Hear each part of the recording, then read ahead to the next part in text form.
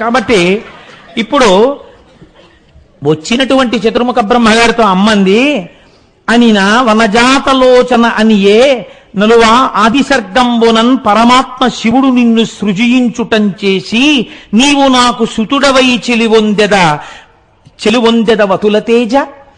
ఓ అపారమైనటువంటి తేజస్సు కలిగినటువంటి చతుర్ముఖ బ్రహ్మ, ఈ సృష్టి చెయ్యాలి అన్న సంకల్పం కలగగానే నా భర్త అయినటువంటి శంకరుడు నిన్ను మొట్టమొదట సృష్టి చేశాడు. కాబట్టి నువ్వు నాకేమవుతావు? నాకు కొడుకు అవుతావు. ఆయన చేత సృష్టింపబడ్డవాడివి కనుక నాకు కూడా కొడుకువే. కాబట్టి నీకు నేను అమ్మని. అంటే బ్రహ్మము అని కదండి అన్నాడు. అప్పుడు ఎన్ని అనుబంధాలు, ఎన్ని రకాలుగా, ఎంత చమత్కారంగా మాట్లాడిందో చూడండి. నీ కోరిక నేను ఎందుకు తీర్చాలి అన్నదానికి అమ్మవారు మరల ప్రజాసర్గమునందిరువగని ఎలికమున మహేశుడు పొడమన్ గురుతందగు శ్వశరుడవు భూధరునకు పితవౌట నాకు తాతవు ధాత అంది. మళ్ళీ ఈ లోకాలనన్నింటినీ సృష్టించడం అనేటటువంటిది ప్రారంభమైన తర్వాత నా భర్త గారి అంశతోటే రుద్రుడు నీ కనుబొమల మధ్యలోంచి బయటికి వచ్చాడు. అంటే ఇక్కడ మళ్ళీ మీరు రుద్రుడంటే ఎవరండి, శివుడంటే ఎవరండి, శంకరుడంటే ఎవరండి అని అడగకూడదు. ఎందుకు అడగకూడదో తెలుసా? పరమాచార్య స్వామి ఒక అందమైన ఆఖ్యానం చెప్పేవారు. వెనకటికి ఒక ధనవంతుడు ఒక ఆయన్ని పిలిచి, ఒరే నువ్వు ఒక రోజు పనిచేసి నేను చూసి దాన్ని బట్టి నిన్ను పాలేరుగా పెట్టుకుంటానన్నాడు. ఆయన చాలా కష్టపడి పనిచేశాడు. పనిచేస్తే నిన్ను పాలేరుగా పెట్టుకుంటాను, నువ్వు అడిగిన జీతం ఇస్తాను, కానీ నీ పేరు ఏమిటని అడిగాడు. పెరుమాళ్ అన్నాడు. అయితే పెరుమాళ్ ఆవుల పేడ తీ అని నేను అనలేను, కొంచెం కష్టంగా ఉంటుంది. అందుకని నువ్వు ఒక పని చేయి, నువ్వు అడిగిన జీతం ఇస్తాను, దాంతోపాటు 100 రూపాయలు ఇస్తాను. ఇప్పుడు ముందు నువ్వు మీ ఊరు వెళ్ళి నీ పేరు మార్చుకుని రా, వచ్చిన తర్వాత నేను నీకు ఉపదేశం నీకు నేను ఇక్కడ పనిప్పిస్తానన్నాడు. ఆయన ఊరెళ్ళి మళ్ళీ వచ్చాడు. వచ్చిన తర్వాత దారి ఖర్చులు కూడా ఇచ్చాడు కదా. ఏమయ్యా మార్చుకున్నావా పేరు? మార్చుకున్నానండి. ఏమని మార్చుకున్నావు? పెద్ద పెరుమాళ్ళని పెట్టుకున్నానండి అన్నాడు. పెద్ద పెరుమాళ్ళు ఎవరు? ఆయనే. చిన్న పెరుమాళ్ళు ఎవరు? ఆయనే. మీకు ఆ విభూతి యందు ఒక్కొక్క రకమైనటువంటి ఆ ఈశ్వర సంబంధమైనటువంటి రక్షణను మీకు కల్పించుట యందు ఆ మూర్తుల యందు కించిత్ భేదము భాషించవచ్చు, కానీ తత్వతః ఒకటి అని భావన చేస్తూ ఉండాలి. కాబట్టి ఇప్పుడు ఏమైంది? నీ యొక్క కనుబొమల మధ్యలోంచే రుద్రుడు పుట్టాడు ఈశ్వరాంశ సంభూతుడై. కనుక ఇప్పుడు నీ కనుబొమల మధ్యలోంచి పుట్టినటువంటి వాడికి నేను భార్యని. కాబట్టి నువ్వు నాకేమవుతావు? మామగారు అవుతావు. ఇందాక ఏమయ్యాడు? మర్చిపోయారు అప్పుడే. ఇందాక ఏమయ్యాడు? బ్రహ్మగారు. కొడుకు అయ్యాడు. ఇప్పుడేమయ్యాడు? మామగారు అయ్యాడు. గురుతంతకు శ్వశురుడవు భూధరునకు పితవౌట నాకు తాతవు ధాత. నేనెవరికి కూతురిని? పర్వతరాజపుత్రి పార్వతిని. ఈ పర్వతాలన్నీ ఎవరి బిడ్డలుగా చెప్పబడుతున్నాయి? చతుర్ముఖ బ్రహ్మ యొక్క సృష్టిలోంచి వచ్చాయి. కాబట్టి మా నాన్నగారికి నువ్వు నాన్నగారివి. కాబట్టి ధాత, నువ్వు నాకు తాత, నువ్వు నాకు తాతవి. కాబట్టి నువ్వు నాకు తాతవి, నువ్వు నాకు కొడుకువి, నువ్వు నాకు మామగారివి. అసలు శంకరాచార్యులు అయితే ఇంకా చిత్రంగా మృణాళీ మృద్వీనాం తవ భుజలతానాం చతసృణాం అన్నారు. ఈయన పద్మంలో కూర్చుంటాడు, ఆవిడ చేతులు పద్మాల్లో ఉంటాయి. ఈ సంబంధంతో 4 చేతులతో 4 తలకాయలు కాపాడింది. మళ్ళీ వచ్చిన కేభ్యస్ సంత్రస్సన్, మళ్ళీ 5వ తలకాయ గిల్లేయకుండా అన్నారు. కాబట్టి ఎవరి దృష్టికోణంలో వాళ్ళు అనుభవించి ఆనందించారు. ఈ మాటలు చెప్పి అమ్మవారిని ఆ శుంభనిశుంభుల యొక్క సంహారం కోసమని ఒక రూపాన్ని ఇమ్మని చతుర్ముఖ బ్రహ్మగారు అడిగారు. ఆ తల్లే కదండి అజాయమానో బహుధా విజాయితే, ఒక రూపాన్ని స్వీకరించాలి.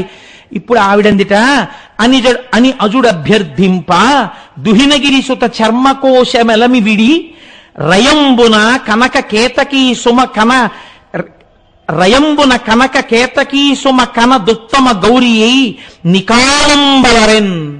ఆవిడ బంగారు రంగులో ఉండేటటువంటి ఆ కేతకీ పుష్పం అంటామే, దాన్ని తెలుగులో ఏమంటారన్నది నేను వెంటనే మర్చిపోయాను. ఆ మొగలి పువ్వు, ఆ బంగారు రంగులో ఉండేటటువంటి మొగలి పువ్వు ఎలా ఉంటుందో అటువంటి రంగుతో తెలుపు, పసుపు, ఎరుపులతో కూడినటువంటి రంగులోకి అమ్మవారు మారిపోయింది. ఇప్పుడు అపారమైనటువంటి కాంతి గౌరవర్ణమును పొందింది కాబట్టి గౌరీ అని పిలిచారు. కీర్తన చేయబడుతుంది కాబట్టి గౌరీ అని పిలిచారు. ఆమెనే అందరూ పొందవలసి ఉంటుంది కాబట్టి జగజ్జనని కనుక ఆవిడ అనుగ్రహంతో ఈశ్వరుడు యందు చేరవలసి ఉంటుంది కాబట్టి ఆవిడ్ని గౌరీ అని పిలిచారు. గౌరవర్ణంతో తెలుపు పసుపు ఎరుపుల రంగుతో తాను మారి తన నల్లని శరీరాన్ని పావు కుబుసం వదిలినట్టు అమ్మవారు లీలామాత్రంగా శరీరాన్ని విడిచి ఈ శరీరమునకు కౌశికి అనబడేటటువంటి పేరొస్తుంది. మేలిమి బంగరు వలువలు మెరయుదాని సుందరీ తిలకంబు చొక్కుదాని పురుష స్పర్శ నిరుగని పువ్వుబోని అంబయిడ దేవ కార్యార్థమజునకపుడు. అప్పుడు అమ్మవారు బంగారు రంగుతో ఉండేటటువంటి వస్త్రములు కట్టుకున్నదాన్ని, చక్కటి తిలకం పెట్టుకున్నదాన్ని, ఇతపూర్వం పురుష స్పర్శ లేనిదాన్ని, అంబయిడే దేవకార్యార్థమజునకపుడు.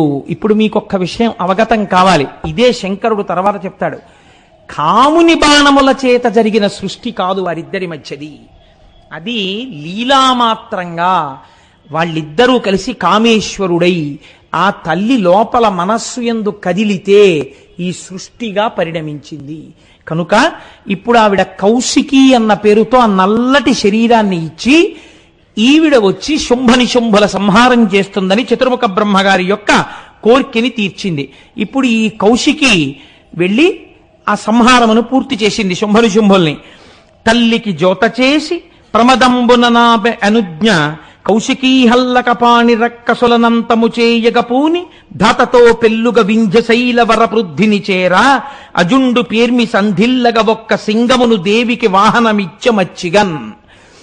ఆ కౌశికీ రూపంతో అమ్మవారు శుంభనిశుంభుల్ని పరిమార్చిన తరువాత ఆవిడ వింధ్య పర్వతం మీద కూర్చునుంది, వింధ్యవాసిని. ఆ సమయంలో మహానుభావుడు చతుర్ముఖ బ్రహ్మగారు అమ్మవారికి కైమోడ్చి నమస్కరించి స్తోత్రం చేసి ఒక సింహాన్ని ఆవిడికి వాహనంగా బహూకరించారు. సింహవాహిని అన్న పేరుతో అమ్మవారు సింహవాహన అన్న పేరుతో, వింధ్యవాసిని అన్న పేరుతో ఆ కౌశికి మననందరినీ రక్షించడం కోసమని ఆ వింధ్య పర్వతం మీద వేంచేసి ఉన్నది. ఇప్పుడు ఈ తల్లి గౌరవర్ణమును పొందినటువంటి గౌరీ ఈ వ్యాఘ్రమును కూడా వెంట పెట్టుకుని మందర పర్వతం దగ్గరికి వెళ్ళింది, పరమశివుడి దగ్గరికి. ఆయన చూసి ఎంతో సంతోషించాడు. పార్వతీ, నీకు తెలియదా అసలు నేను ఎందుకన్నా నా మాట అన్న రహస్యం నీకు ఇప్పుడు అర్థమైంది. ఈ శరీరాన్ని విడిచిపెట్టి దీనితో రాక్షస సంహారం జరగాలి. ఇప్పుడు నువ్వు తెలుపు పసుపు ఎరుపుల వర్ణంతో నాకు ప్రీతి పొందడం కోసమని, నేను ప్రీతిని పొందడం కోసమని నువ్వు అటువంటి శరీరంతో వచ్చి పక్కన కూర్చోవడం చేత లోకమునకు ఒక కొత్త మర్యాద ఏర్పడాలి. ఏమిటది? విద్యవనీ వబ్జముఖి వేద్యంబగు జ్ఞానమేను విశ్వంబందీ విద్యా విద్యాత్మలమై హృద్యగతిన్ వెలయుచుందో ఎడబాటులెటులో. ఇదే కాళిదాస మహాకవి వాగర్ధ వివ సంపృక్తం వాగర్ధ ప్రతిపత్తయే జగత పితరౌ వందే పార్వతీ పరమేశ్వరవు అన్నారు. నీవు వాక్యము, నీవు విద్య, నేను ఆ విద్య చేత ప్రతిపాదింపబడేటటువంటి జ్ఞానమును. విద్యా జ్ఞానము రెండు ఎలా విడివడి ఉండవో అలా నువ్వు నేను ఎప్పుడూ కలిసే ఉంటాం. మనమిద్దరం అలా విడిపోవడం అన్నది ఉందా? మనమిద్దరం అగ్ని సోమాత్మకంగా ఉంటాం. నువ్వు సోమాత్మకంగా ఉంటావు, నేను అగ్నిస్వరూపంగా ఉంటాను. నేను ఊర్ధ్వముఖమైనటువంటి ప్రయాణము నాది. అందుకే మీరు అగ్నిహోత్రాన్నో పుల్లకో దేనికో వెలిగిస్తే ఇలా పైకి లేస్తుంది. నువ్వు సోమరసాత్మకమై కిందకి వెడతావు. నేను ఈ సృష్టినంతటినీ లయకారకుడనై కేవలము బూదిగా మార్చి ఉంచినప్పుడు సోమరసాత్మకమైనటువంటి నీ అనుగ్రహ ప్రవేశము చేత మళ్ళీ తిరిగి పునఃసృష్టి జరుగుతోంది. కాబట్టి ఈ సమస్తము మన ఇరువరమై ఉన్నాము. మనము విడివడినది ఎప్పుడు పార్వతి? అసలు మనం విడివిడమన్నది లేనే లేదు. ఎందుకు గాని మనకు ఎడుబాటు లేదిప్పుడు. అట్టి మన వియోగమద్భుతంబు లోకరక్షణ కొరకు చేకొంటి మా కృతులు అస్మదీయ లీల అనుగే వృధగా అవుని వృధగా. అయ్యయ్యో పార్వతి, నా యొక్క హృదయం నీకు తెలియకుండా ఉంటుందా? ఎందుకుగాని మనకు ఎడబాటు లేదెప్పుడు. మనం ఎప్పుడూ అసలు ఒకరి నుంచి ఒకరు విడివిడి ఉండేవాళ్ళం కాదు. అట్టి మన వియోగమద్భుతంబు, అటువంటిది నువ్వు నా మీద కోప్పడి దూరంగా వెళ్ళినట్టుగా కనపడడం ఒక అద్భుతం. లోకరక్షణ కొరకు చేకొంటి మాకృతులు, లోకరక్షణం కోసమని మనం ఇద్దరం ఇలా ఆకృతులను స్వీకరించాం.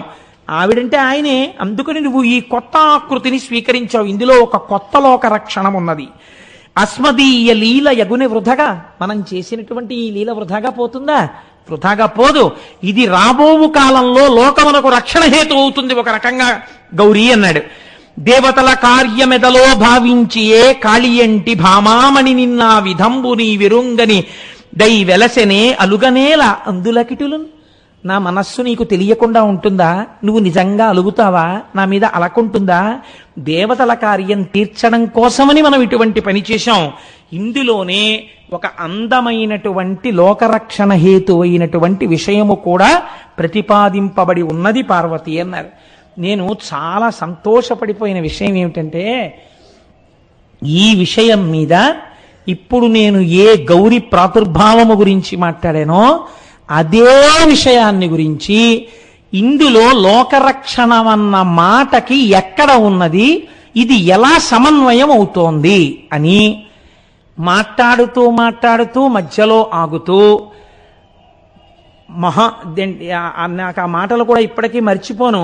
దాని వ్యాఖ్యానమునందు బ్రాకెట్లు పెట్టి మౌనము వహించి మహాగురువు కాసేపు నవ్వుతూ మౌనము వహించిరి అని బ్రాకెట్లు పెట్టారు.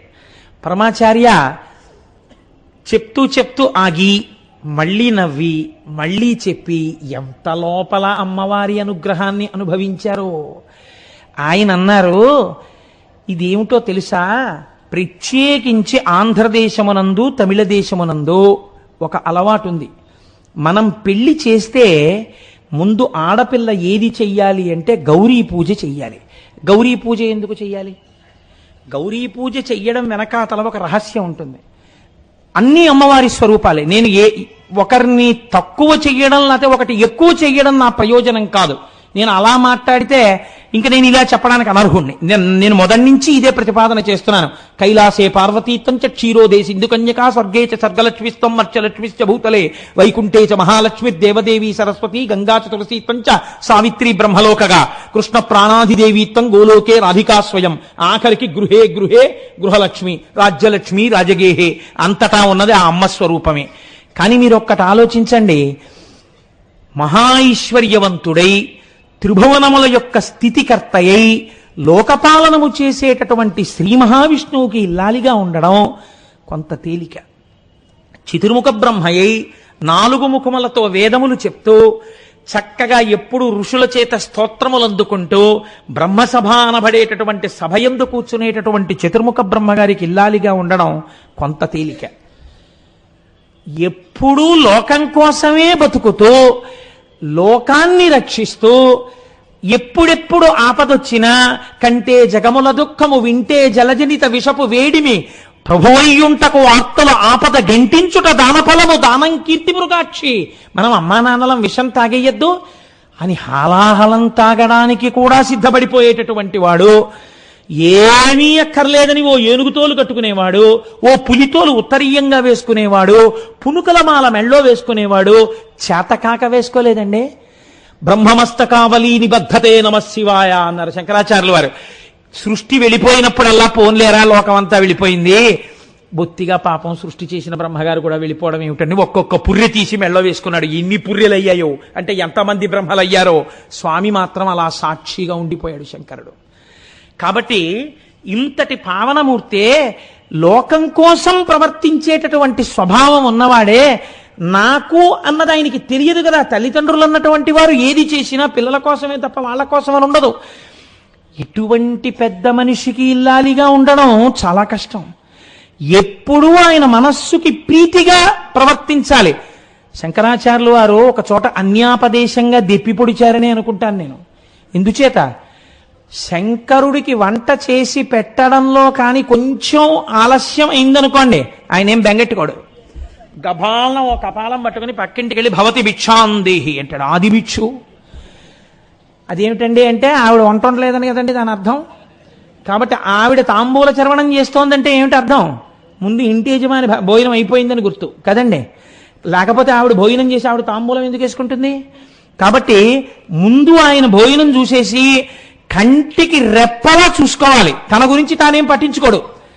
ఇలా అనువర్తించి భర్త భర్త ప్రీతి కొరకు మహాపాతివ్రత్యంతో ఉండగలగడం చాలా కష్టమైన విషయం. అంతటి పాతివ్రత్యం, ఎంత పాతివ్రత్యాన్ని చూపించిందండి తల్లి.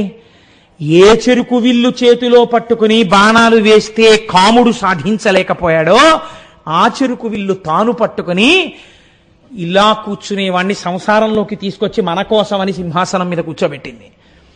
ఏమి తల్లి, ఏమి అనురాగం! ఇటు బిడ్డలకి తండ్రిని కూర్చోబెట్టింది, అటు ఈ సృష్టినంతటినీ చేసి మళ్ళీ ఆవిడ అనుగ్రహంతో ఆయనలో కలుపుతోంది. ఏకకాలమునందు చేస్తోంది ఆ తల్లి. ఇంతటి పాతివ్రత్యం ఎంత కష్టం! కాబట్టమ్మా, నువ్వు శంకరుడు ఒక్కనాడు నిన్ను కాళీ అన్నందుకే మంచం మించి దూకేసి తపస్సు చేసి ఆ నల్ల రంగుతో ఉన్న శరీరం వదిలేసి, లోక కళ్యాణ కారణం ఏదైనా కానీ, నువ్వు తెలుపు పసుపు ఎరుపు రంగులతో కూడినటువంటి శరీరముతో స్వామి మనసు గెలుచుకుని పక్కన కూర్చున్నావే, నేను కూడా అమ్మా ఇప్పుడు ఒకరికి ఇల్లాలినవడం కోసమని పీటల మీదకి వెడుతున్నాను. నాకు కూడా సర్వకాలములయందు కష్టం వచ్చినా సుఖం వచ్చినా భార్య భర్తకు విశ్రాంతి స్థానము కనుక కాలు పెట్టినతో నెకాంతుని మెడవిర్చి నిండు సంసారం బురిండు చేసి తన మగడెంత ఆర్జనపరుడైన పొరుగు పుల్లమ్మ కాపురము మెచ్చి ప్రాణేశుడొకటి సల్పగతానొకటి సల్పి అది ఏమనంగా కస్సుమనుచు లేచి విభుడందులకు నేని విసిగి ఒక్కటి అన్న పెళ్ళు పెళ్ళున 10,000 గుప్పి పట్టజాలక పెనిమిటి ఇట్టెయన్న బావికిని ఏటికిని వడి పరువులెట్టెడి కాంతతోడి కాపురము కంటే వేరే నరకంబు కలదే. ఎక్కడదన్నది వదిలేయండి, ఇంత పవిత్రమైన వేదిక మీద నాకు అది చెప్పడం ఇష్టం లేదు. అలా ఉండకుండా ఉండడం కోసమని భర్తకి విశ్రాంతి స్థానము కనుక ఆమె యందు అటువంటి బలం రావాలని సన్నికళ్ళు తొక్కిస్తారు. ఇది ఎలా పడుందో అలా నువ్వు కూడా అన్నిటినీ గట్టి మనస్సుతో పెట్టుకోవాలి. అత్తవారింటిలోకి వెళ్ళగానే ఆడబడుచుల మీద, మరిది గారి మీద, మామగారి మీద, అత్తగారి మీద వేరొక రకమైన మాటలను భర్తకి చెప్పి కష్టం కలిగించి ఇంటిని రెంటు చెయ్యకు అని, అమ్మా నా భర్తని అనుగమించి నా భర్త శుశ్రూష చేసి నా భర్త పొంగిపోయేటట్టుగా ఆయన మనస్సు నేను గెలుచుకోవాలి, శాసించి కాదు. ఏది చేస్తున్నా అయ్యో దానికి తెలియకుండా చెయ్యడమా, నన్నంత అనుగమించే మనిషి కదా అని దానికి చెప్పి చేద్దామని చేసేటట్టుగా భర్త మనస్సు గెలుచుకోగలిగిన స్థితిని నాకు కల్పించమ్మా. నేను కూడా నా భర్త చేత అంతటి అనురాగమును పొందెదనుగాక అని మనం పెళ్లిపీటల మీద కూర్చునే ముందు పూజ చెయ్యడానికి మనకి ఇప్పుడు ఒక మంచి అవకాశం దొరికింది, ఈ గౌరీ పూజ చెయ్యడానికి. ఏ అమ్మా నీకంత కోరికుంటే సనాతన దంపతులే మీ ఇద్దరు, నువ్వు ఎలా ఐదోతనాన్ని కోరుకుంటావో, నువ్వెలా పసుపు కుంకం కోరుకుంటావో, నువ్వెలా సువాసిని అర్చన ప్రీత అనిపించుకుంటున్నావో, అలాగే నేను ఒకరింటికి వెళ్ళినప్పుడు కాళ్ళకి పసుపు రాయించుకోవాలి, నేను పెళ్లికెడితే ఆ కట్టబోయే మంగళసూత్రం నా మెళ్ళో పెట్టాలి, ఎవరింటికన్నా వెడితే నా లలాటమనందుకంత బొట్టు పెట్టించుకోవాలి అన్న కోరిక నాకుంటుంది. కాబట్టి వాటికి నేను దూరము కాకుండా చూడడం కూడా నీ బాధ్యతే కదమ్మా. నువ్వు ఎలా పెద్దింటమ్మవై పసుపు కుంకాలతో ఉండి గౌరివయ్యావో మమ్మల్ని కూడా అలా కాపాడు అని పెళ్లి కూతురు గౌరీ తపస్సు చేస్తోంది. అలా గౌరిని పూజ చెయ్యడానికి అమ్మా నీకు ఉన్నట్టే ప్రేమ మాకుండాలని అడగడానికి మీకు ఒక మూర్తి దొరికింది కనుక లోకరక్షణ దాని ఎందున్నదన్నారు పరమాచార్య స్వామి. అలా ఎలా పూజ చేస్తావో కాళిదాస మహాకవి అనుసంధానం చేశారని వారికి వారు సాటండి మహానుభావుడు పరమాచార్య స్వామి అంటే. ఆయన అంటారు ఒక చోట, ఎప్పుడైనా మనం ఆ అమ్మవారికి పూజ చేస్తే గౌరీ పూజ తప్పకుండా 2 పదార్థములు లేకుండా ఆడపిల్లలతో పూజ చేయించవద్దు అన్నారు. అవే అవటుతట ఘటిత చూలీం తాడిత పలాశ తాటంకాం వీణా వాదన వేళా కంపిత శిరసం నమామి మాతంగీం. అవటు తట ఘటిత చూలీం తాడిత పలాశ తాటంకాం.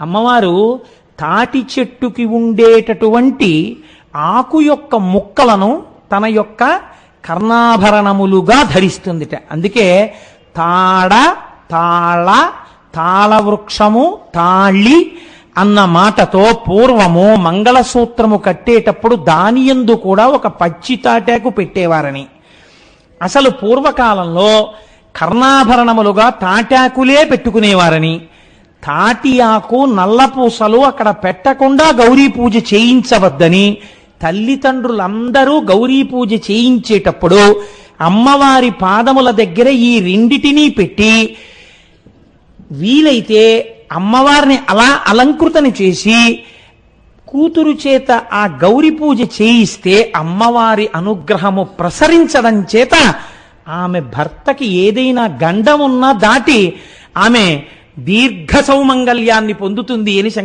చంద్రశేఖర పరమాచార్య స్వామి వారు మన తూర్పు గోదావరి జిల్లాలోనే అమలాపురంలో ఒక సభలో ప్రసంగం చేస్తూ అనుగ్రహ భాషణం చేస్తూ చెప్పారు.